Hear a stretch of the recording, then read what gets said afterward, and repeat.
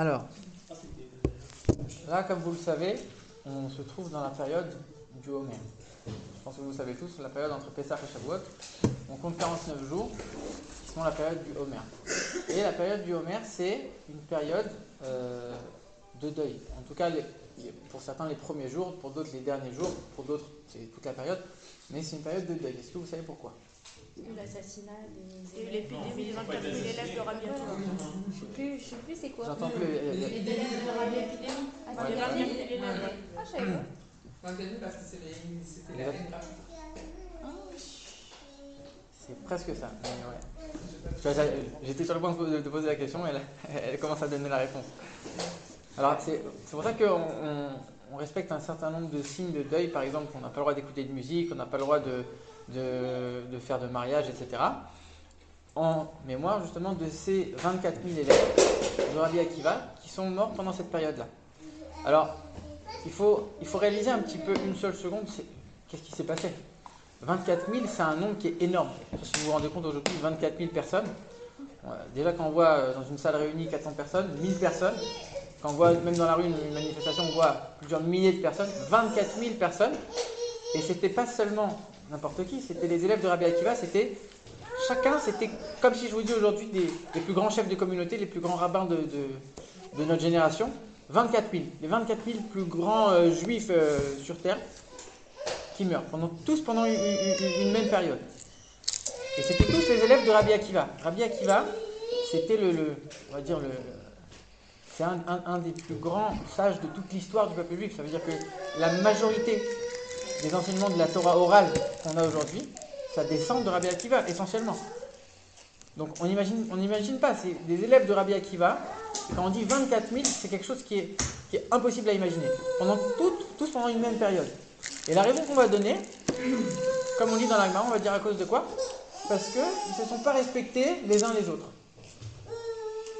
Et ce qui est très étonnant, c'est que je pense que vous avez tous appris ici les psukim quand on était petits. On dit, Rabbi Akiva, il dit une phrase, un grand principe qu'il a érigé en sujet et en concept phare du judaïsme. C'est quoi? Exactement. Donc, tout le monde connaît quand on est petit, on apprend à l'école ou au GAN ou au Ben Israël, etc. On dit Va'afta l'reacha kamocha, tu aimeras ton prochain comme toi-même.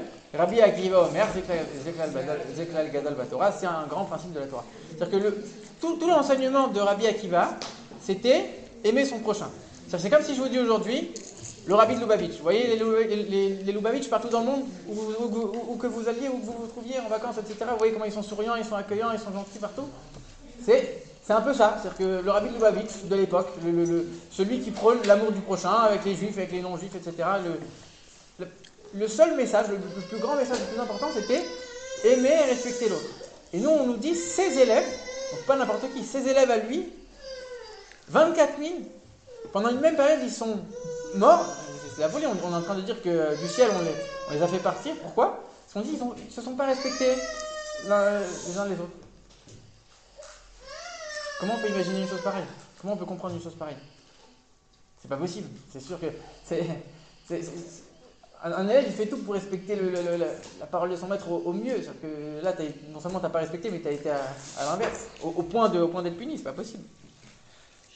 Alors, le rabbi, il donne une réponse très particulière. Il dit, c'est pas qu'ils ne se sont pas respectés les uns les autres, c'est pas vrai. En vérité, ils se sont trop, on peut dire, ils se sont trop aimés les uns les autres. Pourquoi? Qu'est-ce que ça veut dire? C'est-à-dire que chacun, il disait la chose suivante. Moi, je suis l'élève de Rabbi Akiva. Rabbi Akiva, il dit quoi? Il dit, il faut aimer son prochain comme soi-même. Moi, je vois mon copain, qui est aussi, lui aussi, c'est l'élève de Rabbi Akiva. Mais le pauvre, il a mal compris. Il a mal compris l'enseignement de notre maître. Je vais aller le voir, je vais lui expliquer la vraie manière de comprendre. Lui, il n'a rien compris. Mais si c'est un étranger dans la rue, je ne vais pas aller l'embêter et lui en vouloir. Mais lui, c'est mon ami. Lui aussi, c'est un élève. Il se doit de représenter comme moi le rabbi. Parce que je ne peux pas le laisser comme ça. Comme je l'aime de tout mon cœur, c'est mon frère, c'est mon ami, c'est mon compagnon avec qui je vais étudier. Je ne peux pas le laisser comme ça dans l'erreur. Je dois aller et je vais... Et c'est en vérité, on voit que justement, le fait des fois, trop accorder, trop avoir trop de familiarité, trop de proximité avec quelqu'un, on va avoir des exigences avec cette personne qui vont être décuplées par rapport aux autres personnes qui sont un peu plus éloignées de nous. Et là, on rentre dans un grand sujet, dans les relations humaines, que ce soit une relation avec les amis ou alors dans le couple, dans la famille, les parents avec les enfants, etc. Il faut savoir que dans toute relation, l'amour, ça ne suffit pas. Il faut, alors nous avec Dieu, on dit c'est l'amour et la crainte. On ne va pas utiliser le mot crainte, c'est pas très parlant, on va dire c'est l'amour et le respect. Ça veut dire que parfois, on voit que quand on a trop de familiarité avec quelqu'un, on va se permettre des choses. C'est-à-dire que la proximité, il y a un rave qui cite très souvent cette phrase, il dit la proximité crée la promiscuité. Il dit la famille crée la familiarité. En vérité, quand on est proche des gens, on va se permettre des choses. Mais c'est pour son bien, c'est parce que je l'aime. Mais tu sais, je te dis ça parce que je t'aime, parce que j'ai envie de te redresser.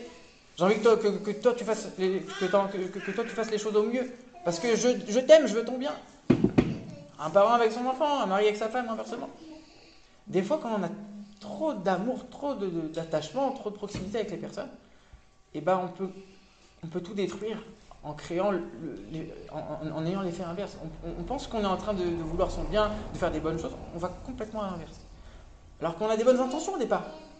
Mais il faut savoir, de la même manière qu'avec Dieu, il y a deux mouvements. Il y a un mouvement de rapprochement, c'est l'amour, on se rapproche de Dieu. Il y a un mouvement de retenue, où quelque part, Dieu, c'est vrai qu'on l'aime, c'est notre Père, d'un autre côté, c'est aussi notre Roi. Quelque part, on a une certaine crainte de lui, donc on a une certaine retenue. Avec les gens, c'est la même chose. On va les aimer pour eux, pour ce qu'ils sont, pour ce qu'ils font. Et d'un autre côté, il faut aussi respecter qu'ils ne soient pas forcément pareils. Alors, on n'est pas en train de dire que les gens qui sont sur le mauvais chemin, il ne faut pas les aider. Il faut aider les gens, mais il faut accepter qu'on n'est pas tous exactement pareils. Et savoir que chacun est différent, chacun a des choses à apporter à l'autre. Et ça, c'est tout ce message de cette période du Homer. Il y a une Mishnah qu'on va lire ce Shabbat pendant Pirkei Avot. On sait qu'entre Pessah et Shavuot, c'est la période du Homer. Justement, on lit chaque Shabbat. Et il y en a même qui continuent pendant tout l'été à lire chaque Shabbat un chapitre de Pirkei Avot. C'est quoi Pirkei Avot? Pirkei Avot, c'est tout un traité de Mishnah qui nous permet d'avoir des idées et des concepts qui nous permettent de faire des choses plus que ce que la Torah nous demande. C'est la mesure de piété. On ne fait pas juste ce que la Torah nous demande, on a toute cette Mishnah qui vient nous apprendre comment dépasser un peu plus la ligne de la loi, être un peu plus dans le droit chemin que ce que la Torah nous exige. Et donc ce Shabbat, on va lire une Mishnah qui nous dit la chose suivante, qui nous dit on doit prier pour la paix de la royauté. Alors à l'époque la royauté, aujourd'hui c'est le gouvernement, etc. On doit prier pour la paix du pays, parce que s'il n'y a pas les autorités, s'il n'y a pas la royauté, chaque homme va avaler son prochain. Alors il y a plein de questions qu'on peut se poser. C'est très bizarre d'employer une expression comme ça. On veut dire chacun va nuire à l'autre, chacun va voler, chacun va tuer. On dit non, chacun va avaler son prochain. Pourquoi il y a un langage très bizarre? Et quand on réfléchit 2 secondes, on est en train de s'adresser à des juifs qui vont étudier Pirkei Avot. C'est des juifs qui ont envie de se parfaire. C'est des juifs qui sont déjà quelque part dans le droit chemin. Ils ont envie de faire bien. Ils ont même envie de faire mieux. Et à eux, tu vas leur apprendre quoi? Tu sais, il ne faut pas nuire. Mais j'ai pas besoin. Merci. Ça, la Torah me le dit déjà. Elle me dit combien d'interdits il y a de ne pas voler, ne pas tuer, etc. J'ai pas besoin que Pirkei Avot il vienne m'apprendre une chose pareille. En vérité, c'est pas ça que ça veut dire ici. On n'est pas en train de dire ne pas voler, ne pas tuer. On dit un homme, il avalerait son prochain. Qu'est-ce que ça veut dire avaler? En vérité, ici, on parle de quelqu'un qui est religieux, quelqu'un qui est dans le droit chemin, quelqu'un qui fait tout bien, qui est gentil avec les autres, etc. Mais qui prend trop de place. Il veut avaler l'autre, il veut effacer l'autre. Quelque part, il ne laisse pas la place à l'autre. Il ne lui laisse pas la place pour exister. Il est trop imposant. Et des fois, ça peut être même pour le bien. C'est-à-dire qu'il va se dire, regarde, moi je connais plus de Torah que lui. Je fais plus de mitzvot que lui. Je vais aller lui apprendre. Je vais lui montrer un petit peu. Même si sur le papier ça peut être vrai, mais comment toi tu vas te considérer par rapport à lui? Est-ce que tu vas te placer avec une position d'orgueil et hautaine en disant c'est moi qui t'apprends, toi t'es rien, tu dois t'annuler à moi, tu dois te soumettre à moi parce que moi je suis au-dessus? Ou est-ce que non, tu vas te dire regarde, on va apprendre ensemble.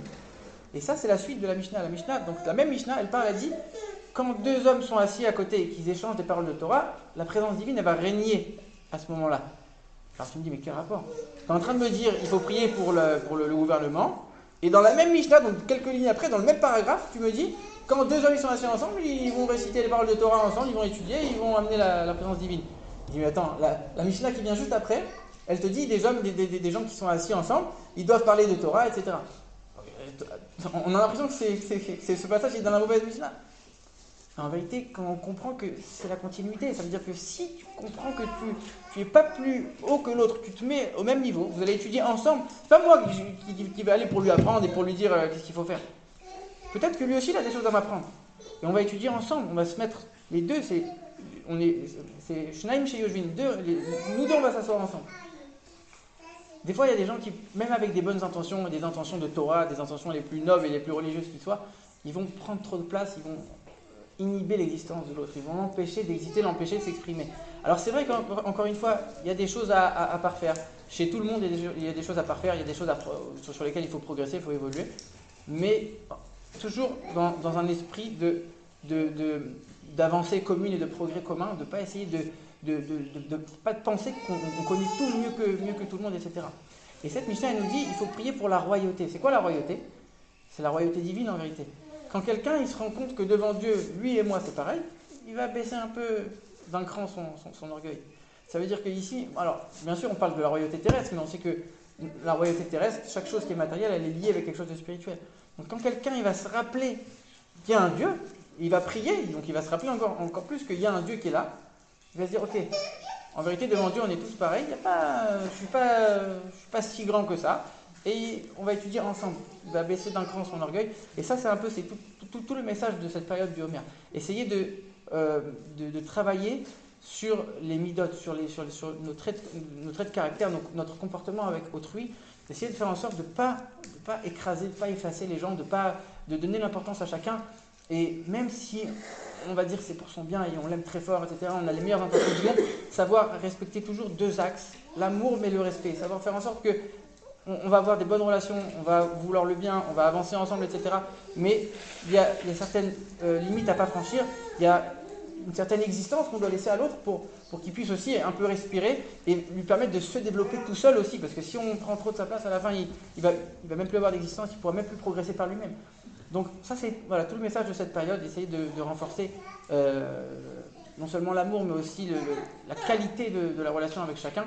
Ça, c'est la leçon qu'on peut tirer de cette période et de l'histoire de Rabbi Akiva.